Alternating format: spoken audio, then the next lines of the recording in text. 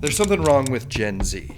We now have mountains of data to prove it, and this guy knows the solution. I want you to meet Dr. Cooney Horvath. He's become kind of a hero of mine because recently he testified to Congress, hi Ted Cruz, and laid out one of the most impossible arguments to make, and he crushed it. So a sad fact our generation has to face is this: our kids are less cognitively capable than we were at their age. They did it, folks. They proved the thing that we all already knew. Gen Z is cooked. Ha ha ha ha. Yes, very funny. Except when we remember that we're talking about our kids, nieces and nephews, our friends. They deserve better. So, what in the world happened? Well, Dr. Jared argues that tech in school has made Gen Z less cognitively capable. Okay, but that's a really hard argument to prove because cognition is affected by about 10 bajillion variables. And yet, he nailed it. How? Because really good logic. But as you fine folks have asked me many times, what exactly is good logic? This is that episode. In this video, I'm going to slow things down, visualize how his logic is working, and highlight the elements that make it good logic, which is something anyone who wants to be persuasive needs to know. And in the end, we will calculate exactly how good his logic is. You know, this is a big problem, and if you have a Gen Z person in your life that you care about, this is worth knowing, because we have some answers. So, let's examine his logic. Okay, first thing, I want to thank these fine folks who are my newest Patreon supporters. I'm on a mission to spread logic to as many people as possible. To accomplish that, I need your help. I have a goal to get to 500 Patreon supporters by summertime, so I can expand the team, make more episodes faster. When you become a supporter, you'll get access to all this stuff. The newest perk is I now have all my slides available to the Patreon supporters. These are the most important fallacies, cognitive biases, and mental models that you need to know to really win at thinking. I invite you to join the mission to spread logic. Check out the link below in the description and become a Patreon supporter today. If you can't support on Patreon, make sure to like, subscribe, and share this video with a friend. It helps a lot.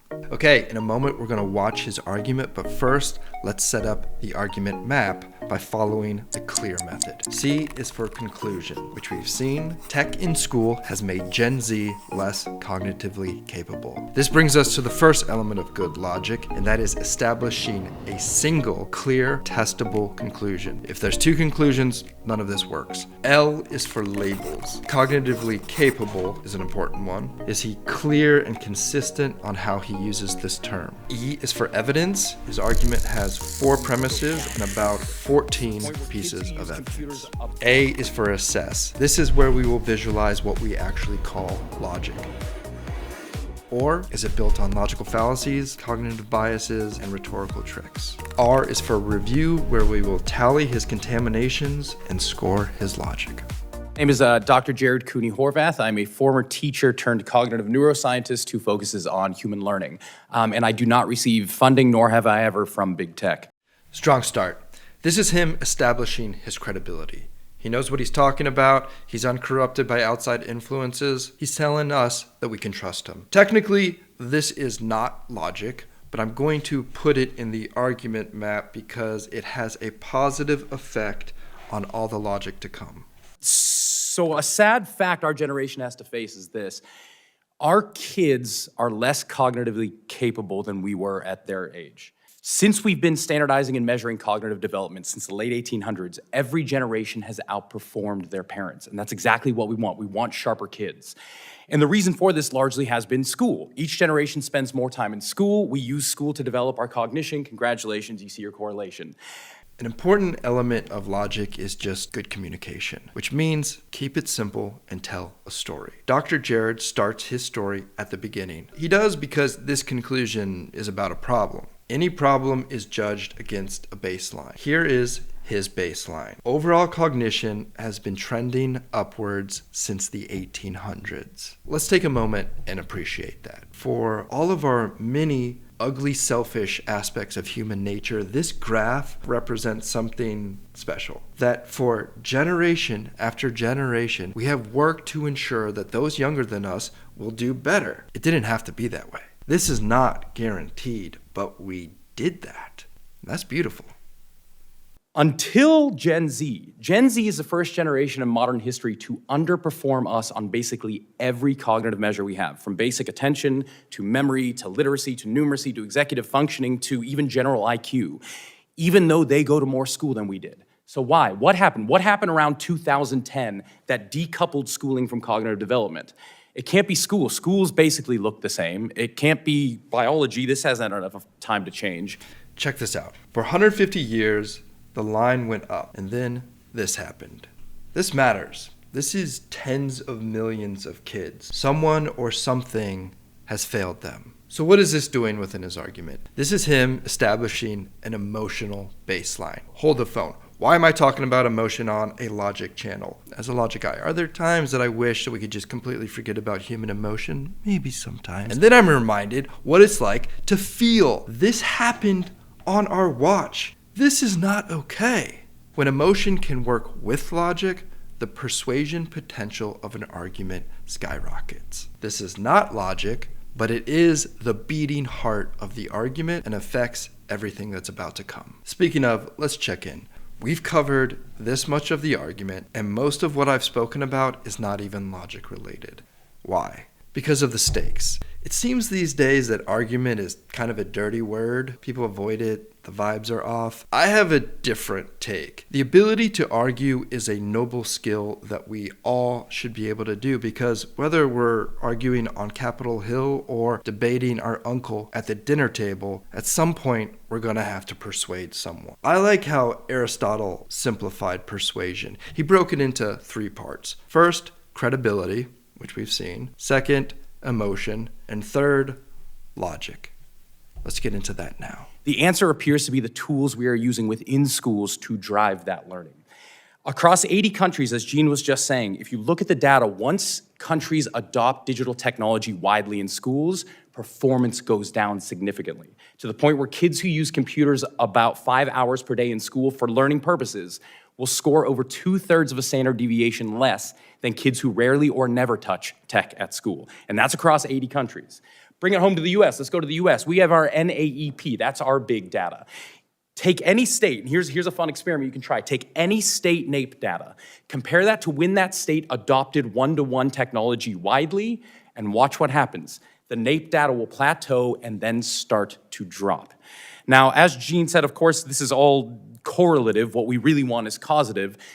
To get causation, what you need is academic research, and you need mechanisms, explanations for why we're seeing what we're seeing.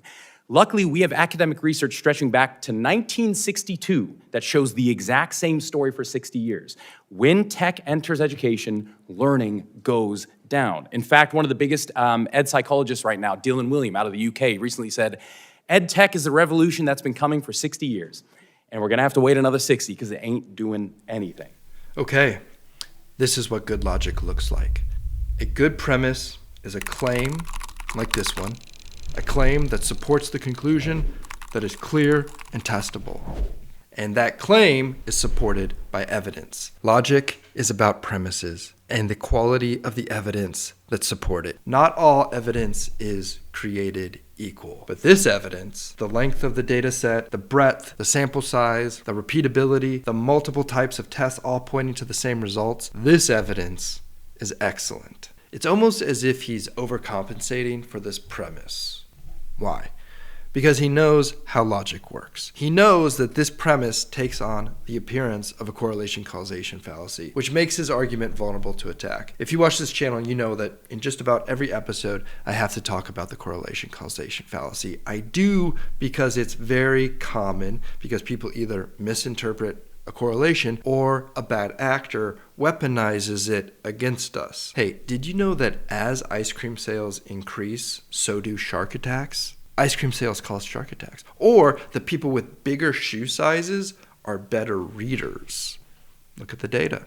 Just kidding, these are correlated, not causative. But because Dr. Jared has such a high standard and he wants to avoid even the appearance of this fallacy, he does this. Being aware of how your logic is working is an important part of logic. We call this metacognition, and adjusting your reasoning to sidestep these vulnerabilities is a good way to strengthen your logic. Check this out. Dr. Jared has been subtly doing something super clever, and that is he's been creating a defensive layer for his argument. We already saw this. So why? What happened? What happened around 2010 that decoupled schooling from cognitive development?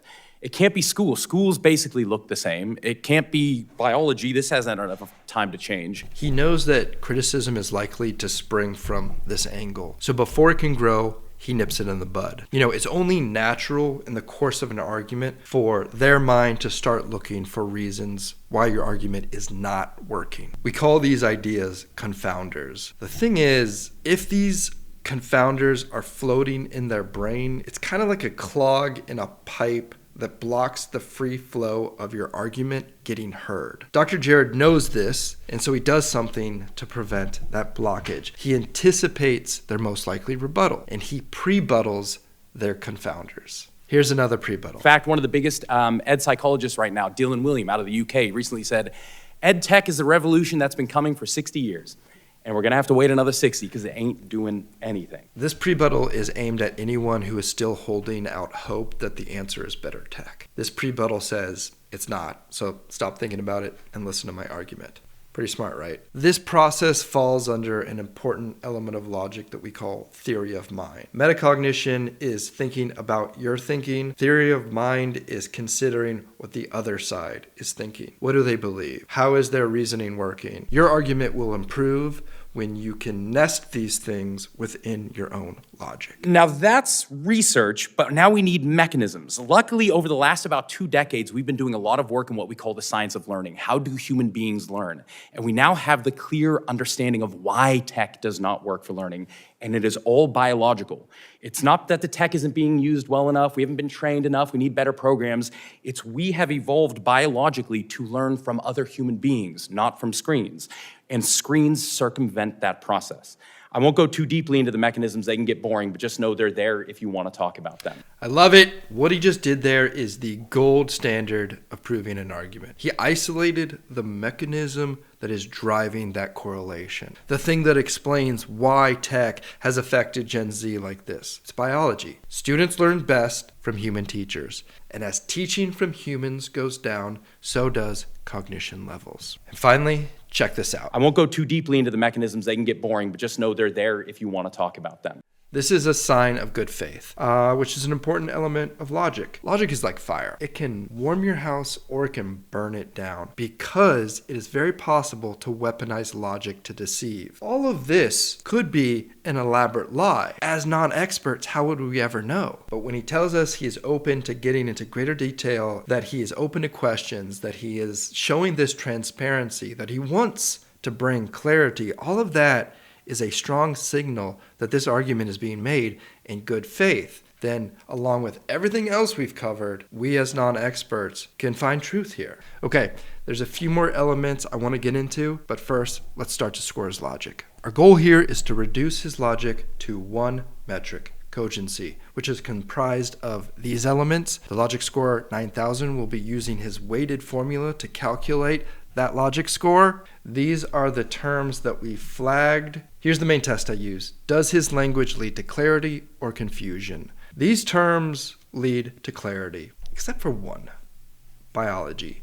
Biology does not pass the equivocation test. By that I mean, over the course of his argument, the meaning of biology changes. The first use here, where it is not the thing to explain the cognitive drop. And then down here, where he says we now have a clear understanding of why tech does not work for learning.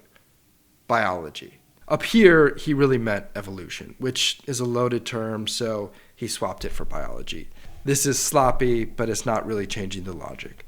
Label score 8. Okay, are there any basic wrong facts that affect the downstream logic?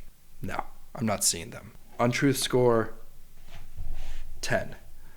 Has he omitted anything that would otherwise affect his argument? He addressed a ton of confounders, but did he leave any out? He says It can't be biology. There's not been enough time to change. But here's the problem. When we do some critical thinking, we find that there are a lot more factors under the umbrella of biology that he is omitting, like changing sleep patterns, environmental toxins, nutrition, stress. All these things affect cognition. So that's a real omission. So I'm going to need to go back and add that to the argument map. I do not know why he didn't speak about these. Really, we can only get a clear answer for that by asking the man himself. So this omission does not bother me too much. I'll explain why soon. Omission score 8. Contaminations. When I check for illogical contaminations, I use the acronym called FROFSCUM. There's something to learn here. This is super highly technical. I'm not an expert about this stuff. Chances are, neither are you. So the problem is, if we're not experts, how can we tell if this is true? That's the core idea behind this channel. If you know logic, you don't really need to be an expert in this subject matter. Here's what I mean.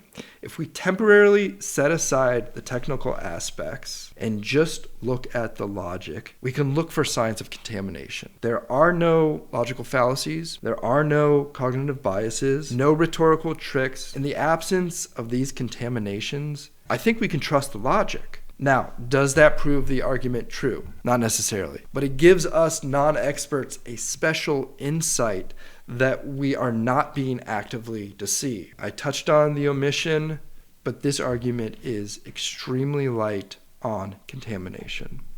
Contamination score 1. Meta-bias. Are there any factors outside of the argument motivating his reasoning? Dr. Jared has a business that helps develop schools and teachers on the science of learning. That work does not diminish the quality of evidence, reasoning, and logic. He's shown signs of good faith. Meta-bias score 1. What about the quality of each individual premise? These are the qualities of a good premise. P1 is brief, but it does something very important and establish the baseline. In P2, the claim is there's an anomaly. Let's jump to P4. This is the important one where he shows the actual mechanism. But there's something special hidden in P3. This is why the omissions on biology doesn't really bother me. I said in the beginning that this is basically an impossible argument to make, because to successfully prove this conclusion, he has to show that it is technology, not biology or any other 10 bajillion variables that is affecting cognition of Gen Z. Here is where he does it. When tech is there, cognition drops. When tech is not there, cognition does not drop. He has isolated the variable. You see, this is equally important in both science and logic. These are high-quality premises. I'm so pleased to say that. Premise quality, 10.